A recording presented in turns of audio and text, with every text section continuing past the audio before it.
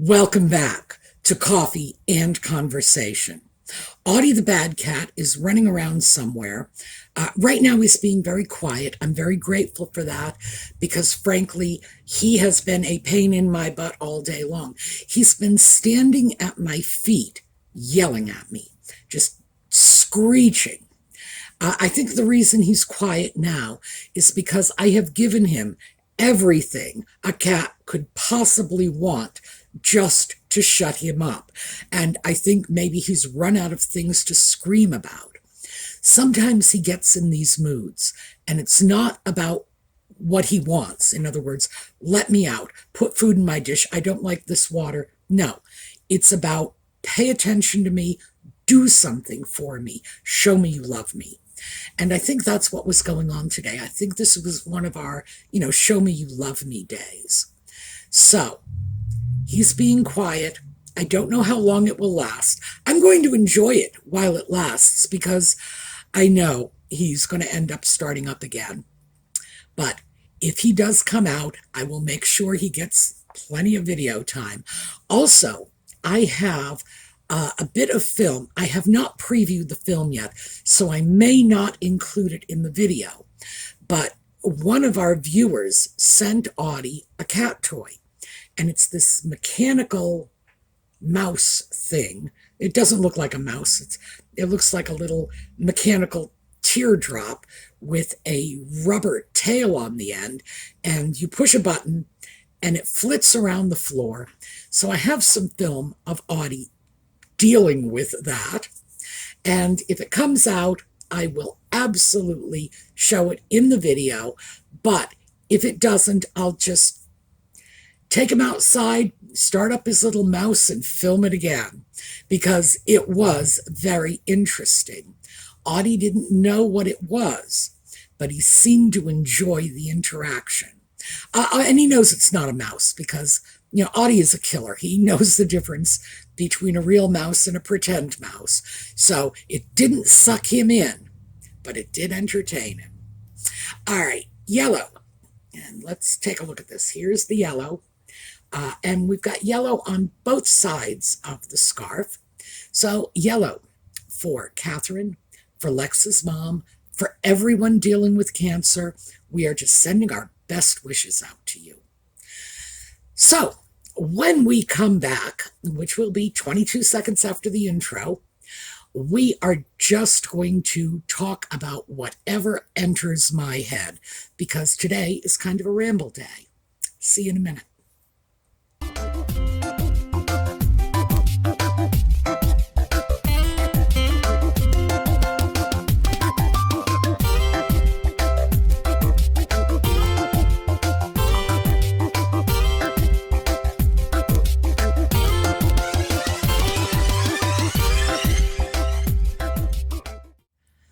So I've been watching a lot of sewing videos lately. Now, there are a couple of people who do sew. They are talented. Well, they call themselves sewists. Actually, most of them don't. I'm not sure what most of them call themselves. I do know that most of the sewers, and I use that term reluctantly, we've talked about this before. The problem with the term sewer is it's spelled like sewer, which I don't think I want to call anyone a sewer. But I also grew up with the term seamstress.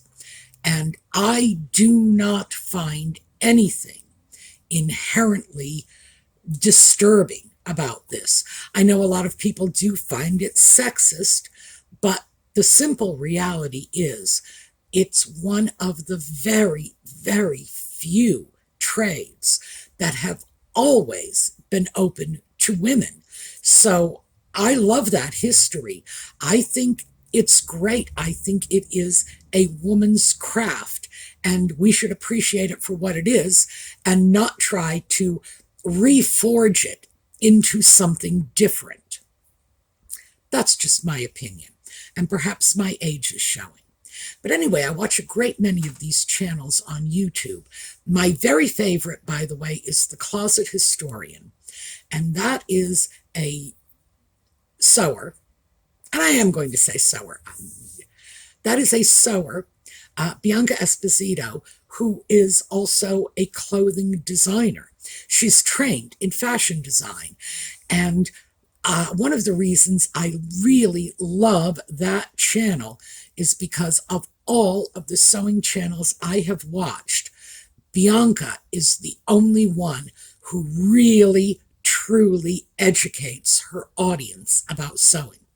Takes you through the whole process. Not just, oh, here's our store-bought pattern. She makes her own patterns. And she shows you how she makes her patterns. So it's start to finish. She explains everything and goes through every step. And if there are folks out there who like sewing channels, check her out. You'll see what I mean immediately, because it is, in my opinion, the most educational of all the sewing channels out there. So I love her stuff. And of course, it's vintage sewing. And I do love me some good vintage. So that's one of my regulars. And occasionally I will take a look at things like Angela Clayton. She has a very popular sewing channel. But it's different. And I'm not going to criticize her. She has a big following. Most of these sewing channels are run by people who are cosplayers. So they tend to be very costumey. When I say I like Bianca's channel, vintage, for her, vintage is 40s, 50s. I can relate to that. It's still modern clothing. For most of the other cosplay sort of channels, they're going back medieval, Victorian, stuff that you really couldn't wear on a daily basis, and stuff that is made with sewing techniques that are no longer in use today for a number of reasons, not the least of which is, frankly, we have better techniques. That's all there is to it. So, scrambling through these various channels, and I was doing this because I've decided I would like to get back to sewing. I have not done it in a while. And I used to do it all the time. I enjoyed it. But my thing in particular is taking a classic piece and simplifying it. And by that, I don't mean, oh, we're going to make this, we're going to dumb it down. Just that because, like I say, we have better techniques, we can do things with classic fashion that they couldn't do. And that's my thing anyway. I like taking a classic design, simplifying it so that anybody can do it. I made my first Chanel jacket when I was 12 years old. And it actually came out nice. It really did. This was something that, although it's not as if I could still wear it today. I was 12. It's not as if I could still wear it today. But if I could, if I could still fit into it, I wouldn't be ashamed to wear it. Because even at that point in my life, I decided that simpler was better. That if you want to produce something, there are ways you can do it without making yourself crazy. And this all started with my friend Rosalinda's father. We were learning to sew. We were about 10 years old together, and we were learning to sew. And her father ran a large clothing factory, and he would stand over us while we were making doll clothes, because that's all we were making. We were 10 years old. We were making doll clothes, and he would give us pointers because he knew how these things were done in the clothing factory. And I got some of my best tips from him when I was 10 years old, when he would say, it's all well and good if a pattern says to do it like this, but that's not how we do it in the factory. Let me show you, because this way is so much easier. So to this day, I do not inset a sleeve. When I put a sleeve on a garment, the underseam of the sleeve is not stitched up. The side seam is not stitched up. I put the sleeve in first, and then I run this stitch from the wrist all the way down to the waist. Why? Because Rosalinda's father told me that was how they did it in the factory. That was the easiest way. And let's face it, he knew. I also, over the years, because like I said, I was very young when I picked up that little trick, over the years, I've gone into a great many very, very high-end stores and checked how their garments are seamed together. And although I would say it's probably about 60-40, the 60 is stitching the sleeve seam and the side seam all in one, even for high-end designer fashions. The other thing Rosalinda's father told us when we were just little 10-year-olds is pay attention to how you finish your seams. Your garment should look as good on the inside as it looks on the outside. So whenever I'm thinking about making something, my first thought is, how am I going to finish the seams? Always. Because I don't serge. I don't have a serger. I'm not going to get a serger. If someone gave me a serger, I wouldn't use it. And the reason why is you find serge seams in clothing from Walmart. You don't find serged seams in clothing from Neiman Marcus. Just that simple. So if I'm going to put my time and effort into making something, I don't want it to come out looking like I bought it at Walmart. So that's my thing against serging.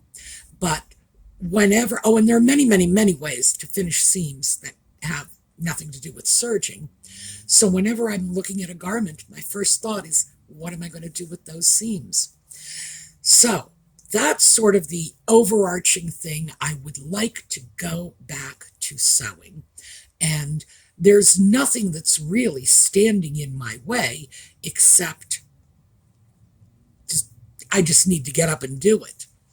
So I started looking around, buying fabric, and also Rosalinda's father. I am extremely picky about the fabric I get. So when I look for fabric, I'm not buying polyester, and I'm not buying knits either. And by knits, I mean like jerseys. You can get cotton knits, t-shirt fabric. I'm not buying t-shirt fabric because I have no interest in sewing t-shirts. So that's one of the things I have been doing lately is fabric shopping. And I'm also sort of taking a look at some new fabrics. Well, they're not new, but say this. Cotton moleskin. It's not a new fabric, but it's more readily available today. It used to be a specialty fabric, and they have improved the techniques. So cotton moleskin is now visually comparable to suede. Love that idea. Ordered some of that. I'm going to make something with that. So that's kind of on my agenda. Things that have been sitting around in the back of my head that I need to throw out there. And by the way, when I do start sewing, I will film it. I'm not sure if I'm going to air the videos, but I will film it just in case, because who knows, maybe there are people who want to know how to make a Chanel jacket in an afternoon, which I can do, mostly because I simplify the entire process. And I don't know. Like I said, maybe there's a YouTube market for that. I don't know. But I do know that it's not out there right now, which leads me to conclude that there's probably not a great audience for it. If there were, somebody would be doing it. So back to the sewing channels. I've been looking at that mostly because I would like to get a good trouser pattern. And I don't want to have to make my own. That's nothing except laziness. I do know how to draft my own patterns. I just really don't want to because I'm looking for the kind of trousers that I had in the 80s. And in the 80s, they were very similar to the pants that were popular in the 40s. Uh, you know, just basically the entire decade of the 1980s was very much a 1940s throwback era. The massive shoulder pads and, the trousers with the wide legs and the high waists, very 80s, very 40s. So I've been looking around for patterns, and that's what's thrown me over to the sewing channels. I do think in the end I am going to have to make my own pattern, or at the very least, I'm going to end up getting a 1980s pattern. I don't like those. A 1980s pattern, and then just modify it rather heavily. And at that point, I might as well make my own. Who knows? I'm not sure where I'm going to be by the time I hit the end of that little road. But I don't like modern sewing patterns because I learned to sew in the 1950s and early 1960s. My very first sewing was in the 1950s. I was sewing from the time I was about 4 or 5 because that was just a thing in my family. My grandmother, my mother's mother, she sewed, she crocheted, she knitted. My other grandmother did not even close. But, by the time you were 4 years old, she was sticking a needle in your hand and showing you how to do it. So my very earliest sewing was in the mid-century, and sewing patterns were very different then. So I am extremely set in my ways about a lot of this stuff. I like a 5/8 inch seam allowance. If somebody gives me a pattern and it has a 1/2 inch seam allowance, I am adding an 1/8 of an inch? Yeah, I'm adding an 1/8 of an inch because I do not like that 1/2 inch seam allowance. I like the 5/8. That's what I'm used to. And I don't know if I'm going to be able to transition into 1980s sewing patterns. Maybe I will, maybe I won't. But that is like where my boring life is going. Can you imagine that? Imagine having a life so boring that thinking about making a pair of pants is the high point of your week. Well, it is. That was indeed the high point of my week. The low point of my week is my nitwit bank struck again. Oh, the Christmas truck is back. I have no idea what's going on with that truck, but it has this giant M in Christmas lights in front of it. I'm seriously going to have to start taking pictures of this stuff because I tell you what's going on, and I'm sure half of you do not believe me.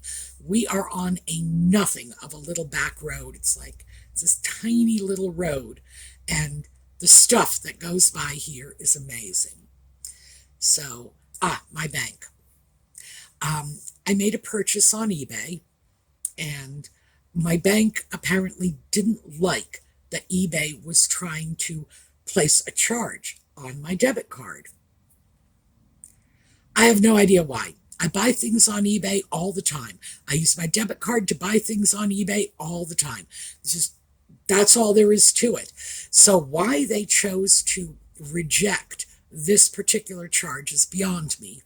But they shut down my card, and they do this probably 3 or 4 times a year because my bank is really weird like this. If I make a charitable contribution to a legitimate, documented charity overseas, and my bank will just shut down my debit card. We don't know who these people are. Well, I don't care if they know who they are. I'm the one who needs to know who they are because it's my money and it's my payment. My bank is simply supposed to facilitate it. Wowie zowie. But this happens all the time. I had to go down to the bank because usually I can persuade them to reinstitute my card, reinstate it, just bring it back from, the the timeout room. I could usually do that on a phone call, but this time I couldn't. I had to actually go into the bank to get a new card. And I see what's wrong with it. I can tell you right now, my bank is recruiting their employees from the shallow end of the gene pool, because I was in the bank dealing with what had to be one of the dumbest guys I have seen in, at least a year. All he had to do was simply take my old debit card and give me a new one. But it was clearly well outside of his wheelhouse. He had no idea what he was doing. Funny thing is, I've seen that guy in the bank for at least the last year and a half. So he's not a new employee. He's just an idiot. And now I'm starting to think maybe what I really need is a new bank. Maybe I need a bank that is not going to shut my card down anytime I make a transaction that they don't understand. It's like, well, we wouldn't give money to a charity in New Zealand, so you don't get to. Okay, I get that. Maybe I just need a more cosmopolitan bank. Someone who understands that, rural Pennsylvania is not the entire universe. Who knows? But I did eventually get my new debit card, and now I am going through the process of changing out my debit card with Lord knows everybody.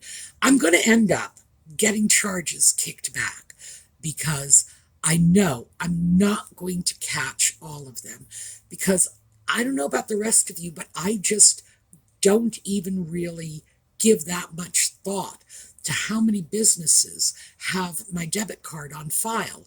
Mostly because my computer system is very secure.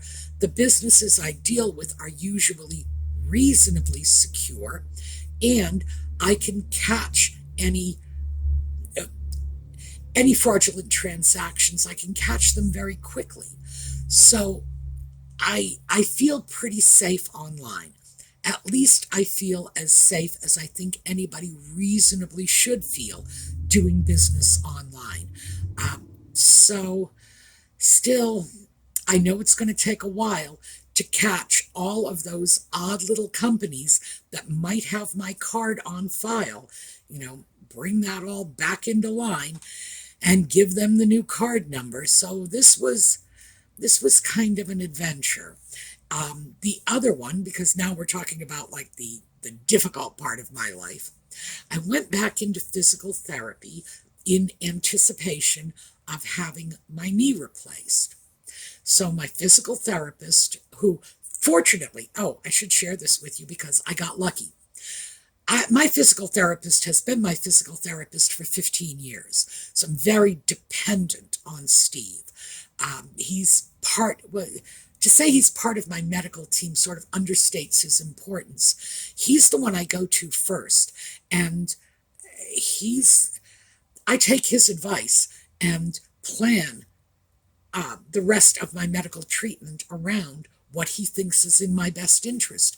The reason for this is I could walk into that man's office, take 3 steps, and walk through the door, step, and he can tell you what's wrong. Because after 15 years, he is accustomed to my gait. He is accustomed to how I hold myself, my posture. And he can spot it. This is his job. So I've got Steve back, which is good, because going through knee replacement surgery without Steve in the process was a very scary proposition. The downside is the surgeon doesn't know about this, because the surgeon doesn't like physical therapy. I expect, like a lot of doctors, he's a little territorial. So he doesn't know that the physical therapy is going on at all, because he doesn't even want me in physical therapy. And he certainly doesn't know that the physical therapist is dictating everything I am doing, including whatever I go back to my surgeon with. So that's been interesting. I don't like going behind my doctors' backs. I don't think that's a smart thing to do. On the other hand, I don't like dealing with doctors who are not able to grasp the value of physical therapy. And for me, I can't say this for everyone, but for me, this has been what's gotten me through, 2 knees failing. So, yeah. So I'm dealing with that. And Steve said, as he always does, you should be wearing compression stockings because your leg is swelling. It's not like I haven't heard that before. And it's not like I haven't argued with him, but I don't like the compression stockings and they're icky and it's hard to get them on and blah, blah, blah, blah, blah. So I am back in compression stockings, mostly because even though I might grumble and moan about it, I know he knows what he's talking about. Interestingly enough, I just discovered after like 3 days in compression stockings that the swelling in my left knee was actually useful. We hear about this all the time. Your body will protect you from injuries, and we know that we have these biological mechanisms that are working for us, even if it doesn't look like they are. Well, the swelling in my left knee was, in fact, protecting me from the worst of what I was dealing with this knee, which, like I say, it's in free fall. It's just stick a fork in it, it is done. So once my knee was no longer swelling, now I am dealing with the reality of this knee, which has no meniscus. That's gone. That's been gone for years. And it's just sort of bone on bone, making funny noises and rubbing. And so now I am, in fact, sort of facing the reality that the swelling kind of hid from me for the last year or so. So that's been an adventure. The upside is, of course, the surgery has been scheduled. I am on the cancellation list, which means I could go in well in advance of that surgery date, which is like 4 or 5 months from now. I could go in sooner than that. And having the physical therapy means that if I do get the opportunity to go in sooner, I'm going to be better placed to get through the surgery with as little fuss and muss as possible. So that's good. The compression stockings, no, not fond of that at all. So my bank, the compression stockings, bad. My physical therapist, who is now back in the office, by the way, he was out of this office for a while, and he owns the practice, and they have many offices, so he wasn't in this office. He has been in one of the other offices for a while, so that's good. That's very good. Bank, no. Surgeon, not physical therapy friendly, bad. My family doctor will give me the physical therapy referrals I need, so that's good. I need the surgeon to perform the surgery, but other than that, I'm just going to stick with the people who are dealing with me medically and have been for years. Those are the relationships that are ongoing. Those are the relationships that are valuable to me. But surgeons, no, they come and go. They come in, they do the surgery, they go back home again, and I'm happy with that. So we'll get that all worked out. The sewing, yeah, I'm definitely going to take a look at that. And I have recently started ordering fabric. I love shopping for fabric. I don't like buying fabric, but I love shopping for it. It's kind of that window shopping thing. I enjoy that. So I'm also enjoying watching these YouTube sewing channels because I keep thinking I'm probably going to come up with some ideas for what it is I want to make.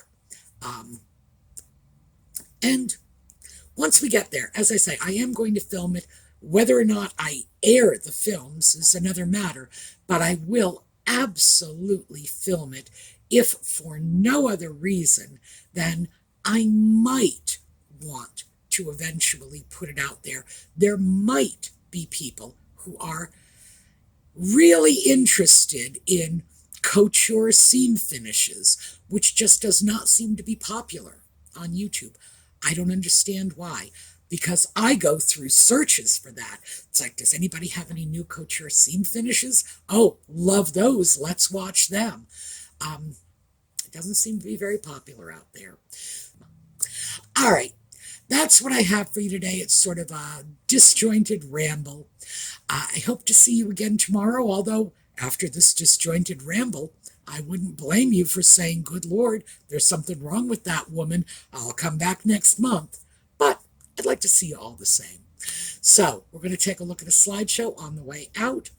And in the meantime, have a terrific day.